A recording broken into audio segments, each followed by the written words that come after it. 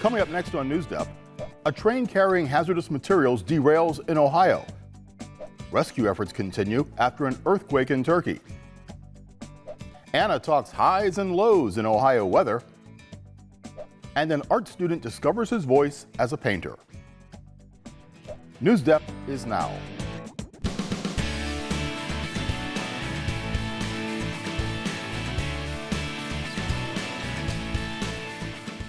Residents in East Palestine, Ohio are demanding answers after a major train accident at the beginning of the month.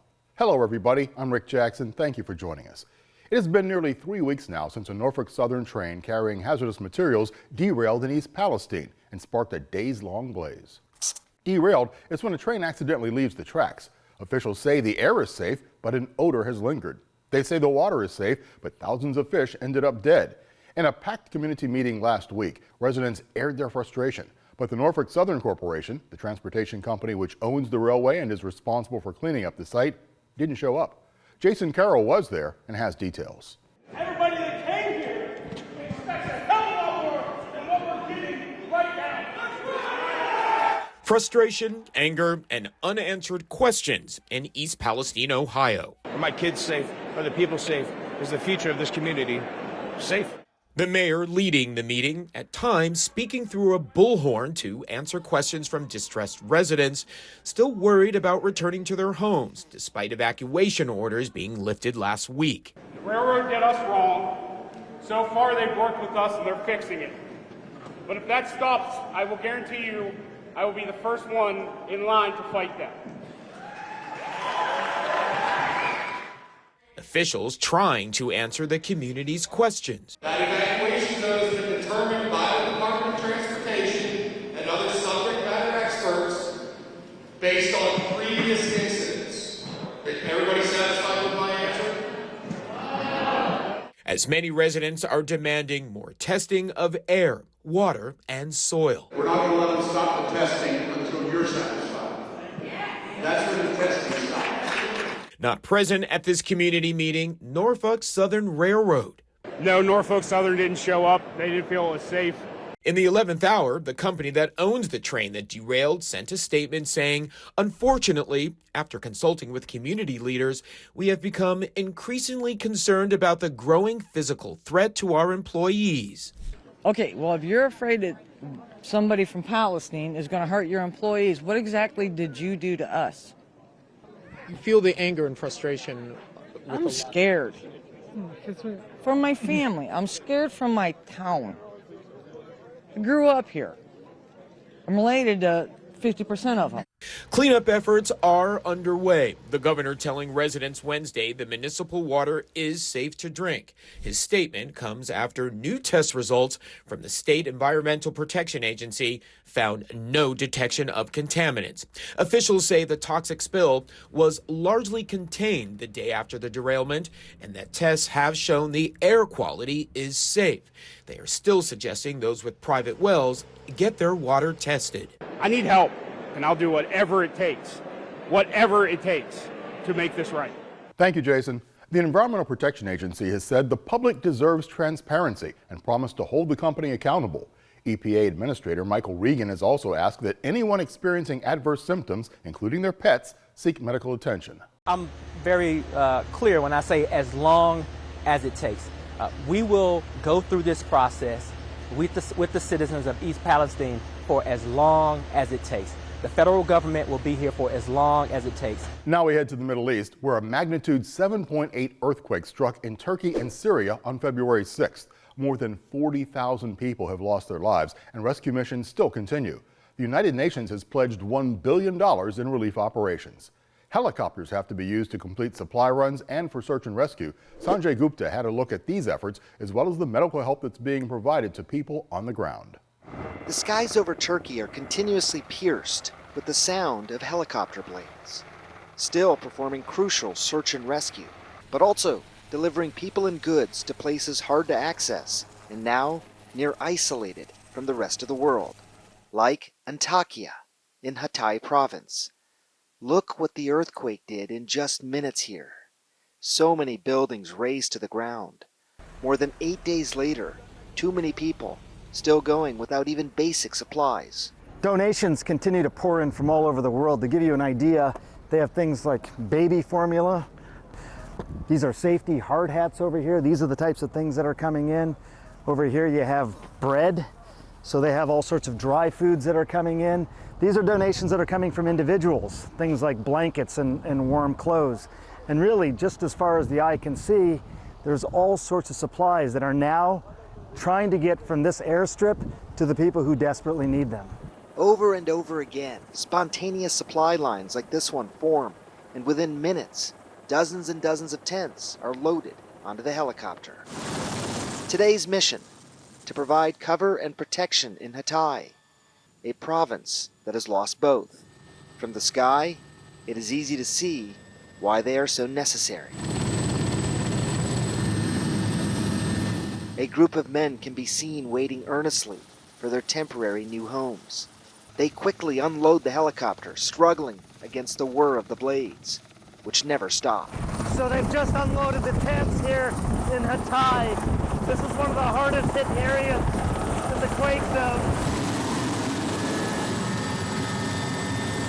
Off in the distance, a floating hospital, a near necessity after natural disasters like this.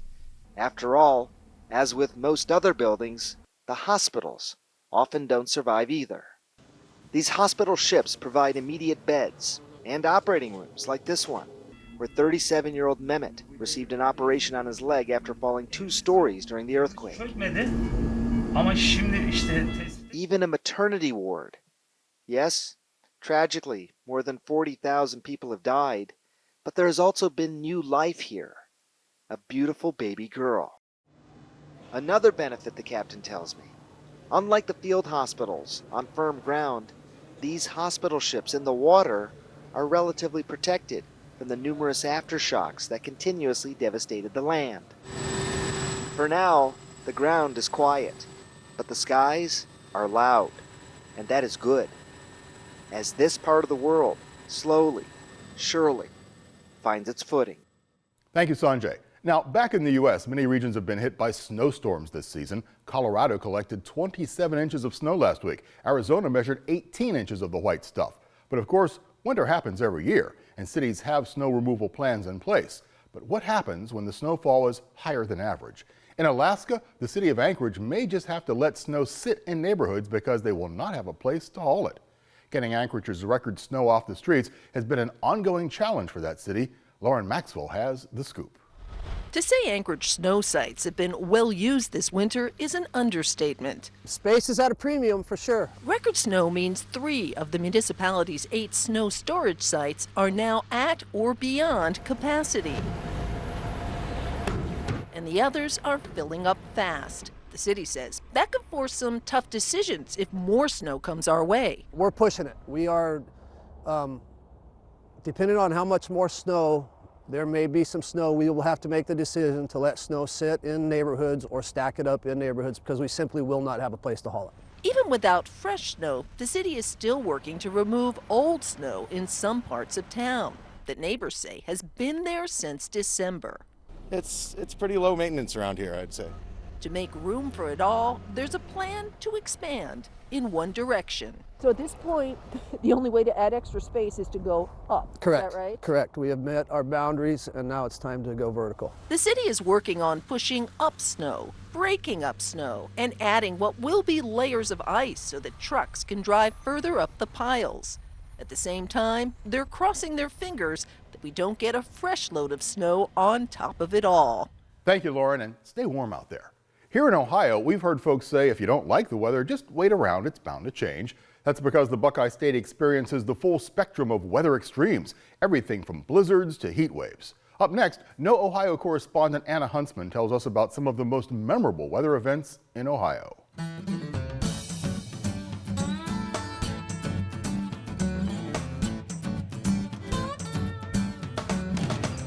Here in the Buckeye State, we're lucky to have all 4 seasons, and we've seen some incredible weather extremes.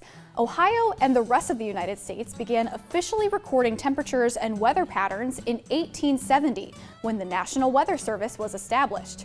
So, we have weather records that go back over 145 years. But you don't have to go back very far to remember one of the coldest winters. I, for one, am still thawing out after last December. We saw a lot of snowfall last winter too, but it simply does not compare to what Ohioans experienced in January of 1978. It's been called the White Hurricane or the Cleveland Superbomb, and for good reason. The blizzard of '78 was possibly the worst storm to ever hit the Buckeye State. Over the course of 3 days, 21 inches of snow buried northeast Ohio, and wind gusts of nearly 100 miles per hour created large snowdrifts that shut down just about every major road. But it was during an earlier blizzard in 1899 that Ohio hit its lowest recorded temperature. A frigid -39 degrees was recorded in Milligan, Ohio. That's about 25 degrees colder than your average freezer. But enough about the cold, let's turn up the heat. I bet a heat wave sounds pretty good right about now, but in the summer of 1934, it was just too hot to handle. During that year, June, July, and August saw the highest average temperatures ever. It culminated in the single highest temperature ever recorded in our state, a balmy 113 degrees, which was recorded in Gallipolis. Whew, it's starting to get pretty hot in here. I better get some air before I have a meltdown. Thanks, Anna. We're not melting yet exactly, but you're right, it has been an unseasonably warm February. The temperatures and rain make it feel more like spring than winter. But I would say that spring could be my favorite season. But what's your favorite season? We want to know in this week's poll. Head online to vote between spring, summer, fall, or winter. Now, last week, we asked you if you liked puzzles, and I knew I had things in common with a lot of you. 65% of you said you love puzzles. 35% said, yeah, not so much, too time consuming. Before you cast your vote this week for the poll, you should consider all the fun outdoor activities each season allows you to do, like swimming in the summer, running in spring, hiking in the fall, and ice climbing in winter. Well, this park in Winona, Minnesota is known for just that, ice climbing. The town, which is home to the second largest ice park in the country, is proud of the outdoor recreation it offers. More and more people are starting to discover the unique climbing experience. Crystal Flinthrop has our story. Two organizations came together nearly 5 years ago to create Winona's very own ice climbing park. So the Recreation Alliance of Winona partners with the city of Winona to manage this bluff and the adjacent bluff, the Sugarloaf. So the trails, the ice park, the rock climbing, signage, all of that is the partnership between the two. It's been super successful. Visiting the ice park for the first time, one Winona resident says it's a new adventure he doesn't plan on giving up anytime soon. It's fun. It's a lot of fun. It's you know, I've rock climbed before, and this is different but the same. Just sort of getting over being comfortable with heights, just trusting your placements of the pick and your crampons. And I can see doing it more and more. And it's not only Winonans using the park. The vast majority of people that come here travel from over 120 miles away. So we get a lot of people who come from Chicago, Des Moines, Dubuque, a lot from the cities. We had people from North Carolina, Texas, Kansas, Colorado, Oregon, California, that people actually come here to climb. A Des Moines resident who's ice climbed for more than 40 years says he's impressed. It's epic. It's really nice. This is kind of a gem for Minnesota, northern Wisconsin people, Iowans. Yeah, it's really cool. And bringing that many people to the area has an impact on Winona's economy. The thing I love most about the ice park is it's really like a vehicle for people to find out about this town, because it's a cool river town. There's like really good music. We're starting to see good food here. They get Airbnbs and hotels. They go out to restaurants. Creating and maintaining the ice park has a positive influence on the surrounding environment. This was a kind of a forgotten piece of public land. It wasn't cared for. The prairie up top was being choked out by invasive species like buckthorn and honeysuckle, and now the prairie's being reclaimed. This is like a park. It's clean, and we're showing that like outdoor recreation leads to conservation.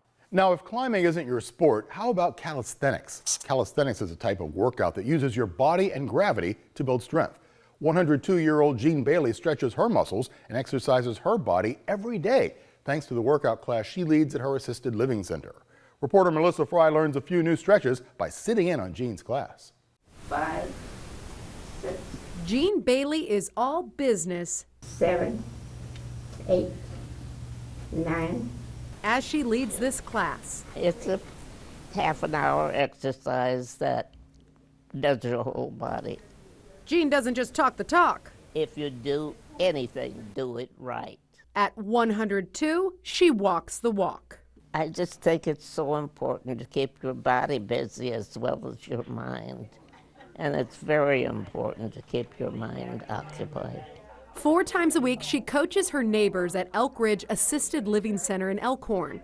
She's the oldest and toughest. They say I'm mean. You're mean? Oh, no, never. Only teasing. Never, yeah, only teasing. 6, 7, don't get ahead of me. 8, 9, 10. Sometimes they just flap. Flapping, lifting, lunging forward. It's good for us. We need that. Jean says she needs this too. I'm trying to keep everybody walking and able to be on their own. And she's not done yet. Okay, we'll practice. Jean plans to keep coaching as she lives her life to the fullest. God lets us stay around like this, and I'm not sure why, so there's things I must have to do yet. Regular physical activity is one of the most important things that you can do for your health. The Center for Disease Control and Prevention says moving your body every day can improve your physical health and your mental health, as well as reduce the risk of disease. So for our write-in question this week, we want to know, what are your fitness goals? Can't wait to read your letters. Well, hey, I have some letters to read right now. Last week we asked you what issue you would add to a State of the Union speech if you were our president. Let's dive right in by opening up our inbox. Gabby from New Bremen Middle Schools in New Bremen writes, Dear NewsDepth, if I were the President of the United States, I would add reducing the health care cost. I think this is because people who are severely sick and have to go to a hospital shouldn't have to pay so much money if that person's life depended on it. Another reason I think this is because if people can't afford a surgery and that money is all the family has, those doctors are just making more people's life so miserable because you never know if those people will end up on the streets afterwards. In conclusion, if I were to be the President of the United States, I would choose reducing health prices. Very insightful, Gabby. Ezra from Powers Elementary in Amherst said, if I were president and I could add an issue to the State of the Union speech, I would add an issue about gun control laws. I think there should be something to prevent people from getting hurt. Also, I really think they need to be controlled better. That is what I would add to the State of the Union speech. Melina from Moreland Hills Elementary in Moreland Hills wrote, Dear NewsDepth, if I were president, one issue I would add to the State of the Union speech is to stop pollution. I think this because there is so much pollution in the world and it's very bad for species of animals. That is what I think we should add to the State of the Union speech. Carson from Kinsner Elementary in Strongsville is very passionate about freedom for all. I would add freedom to the State of the Union speech. If they talked about the freedom of the U.S., I feel like it would make the speech a little more heart-to-heart. Freedom is important. If we didn't have freedom, black people wouldn't have rights. In conclusion, I think they should add freedom to the State of the Union speech. And Emily from Columbus Gifted Academy knows what impacts all of us. Dear NewsDepth, if I could add an issue to a State of the Union speech, it would be global warming. Global warming is bad for the earth in many ways, such as impacting human health. That is why I would choose global warming. Thanks for writing, everybody. You are all so well informed with what's happening in the U.S. and the rest of the world. For our last episode in Black History Month, we have one more African-American artist we wanted to share with you. His name is Derek Walker. He's a senior at the Cleveland Institute of Art. Walker has been commissioned to paint murals at his old high school, the Cleveland School of the Arts. In this week's Sketchbook, we check out how he's taken African-American figures and inserted them into classic paintings. Some of my earliest memories of art included learning from my dad and my cousin. They had a lot of different sketchbook pages, and they kind of encouraged me to pretty much learn how to sketch and do it on a daily routine. I did a lot of drawings of cars like Lamborghinis and stuff. I was really inspired by Leonardo da Vinci and how he was also into drawing inventions and designs aside from painting portraits. And I pretty much continued doing all that until I got into Cleveland School of the Arts. One of my teachers that had an impact on me at CSA was Miss Tellich. He left drawings on the board every day, which is no surprise, but they weren't just drawings like I get from most kids. They were hilarious. When we were reading Hamlet, it would be something about Hamlet's interactions with Ophelia or Hamlet's interactions with Claudius, and it would always just say something hilarious. You could see even at that time that his creative thinking was understanding history kind of in this context, and then also creating this empathetic way of understanding people and presenting it, and then creating a story. And I think he does that through his artwork. My class of students were one of the first students to actually enroll into the building because it was newly built, and they wanted to make the school a bit more welcoming to the students, so they invited several artists of the school to create murals on all of the blank walls. And I was chosen as one of the artists, and I was working on several different concepts for the piece. And one that struck me was a piece that kind of resembled the mode of creation that Kehinde Wiley does when he takes African-American figures and inserts them into traditional and art historical paintings.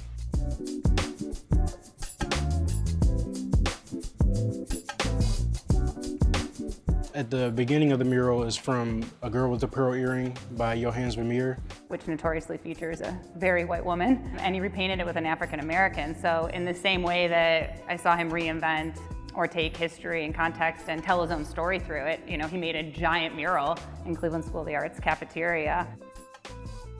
Pretty much every figure in that piece was created from imagination. I would just use different facial features from anybody walking around.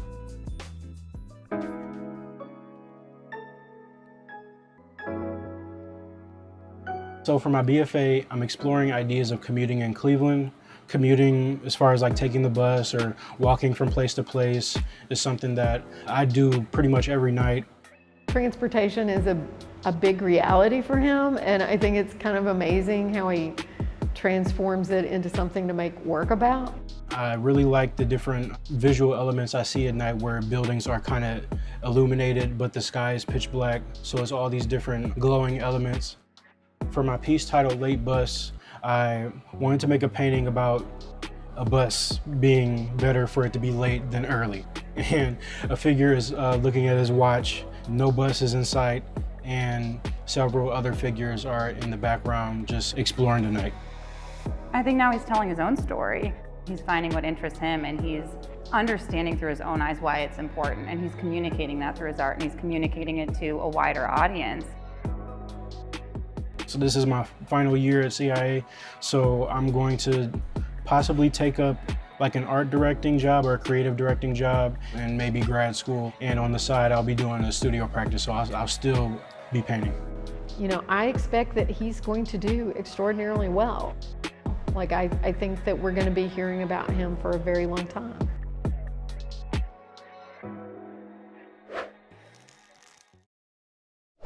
That is amazing, Derek. Thanks for being so influential to young people. Just like the next group of students that have been learning some amazing skills. It always amazes me when I learn about some of the things students across Ohio are studying. Really makes me wish I was still back in middle school. No, not really.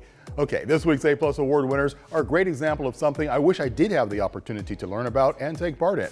Mr. Ranford's STEM class at Springfield Middle School in Holland is learning about 3D printing. 3D printing is a process for making a physical object from a three-dimensional digital model, typically by laying down many successive thin layers of a material. The students get to use CAD software to design objects and then they print them. CAD's an acronym, by the way, for computer-aided drafting. The students have used the projects to make things like keychains and name tags and custom bookmarks, which is pretty cool, right? Well, it gets way cooler. Some of the students realized they could put this technology to work, making the world a better place. The students started doing research on some of the things they could make using the school's 10 printers. And they realized they could make prosthetic hands for children for about $20. To do this, the students had to use the engineering and design process to develop prototype hands. A prototype is a model of something that can be used to test if something works. The hands that the students are making use a heavy-duty fishing line to make the fingers work. Deontay told us that I liked learning more about how my hands work. I hadn't really thought about tendons and what they do. I'm learning a lot. Each hand takes about 43 hours to print, and so far this year, they've made an astonishing 16 hands, and they're working on 16 more. Mr. Ranford told us that the students are learning a lot about trial and error, and he encourages them to fail forward, which means to learn from their mistakes in a way that helps their project to move toward the goal. The mechanical hands aren't yet ready for people. They still need to go through more testing from an organization called Enabling the Future to make sure they can stand up to the rigors of use. We think Kalacia said it best when she said, "I feel good knowing that I'm doing things that will help people." So this week's A+ award goes to the STEM students at Springfield Middle School for using 3D printing technology to help others. Okay, the episode's almost over, but before we go, we need to check in with Hound, see what he's been working on for this week's petting zoo.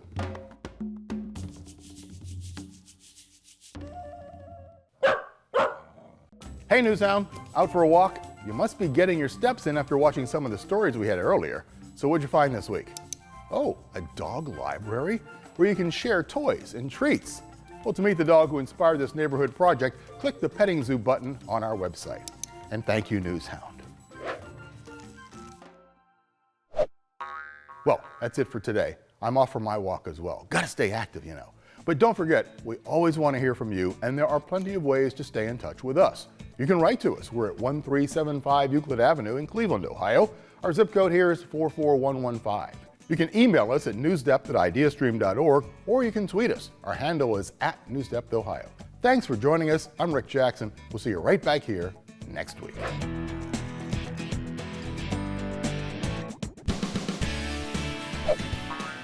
NewsDepth is made possible by a grant from the Martha Holden Jennings Foundation.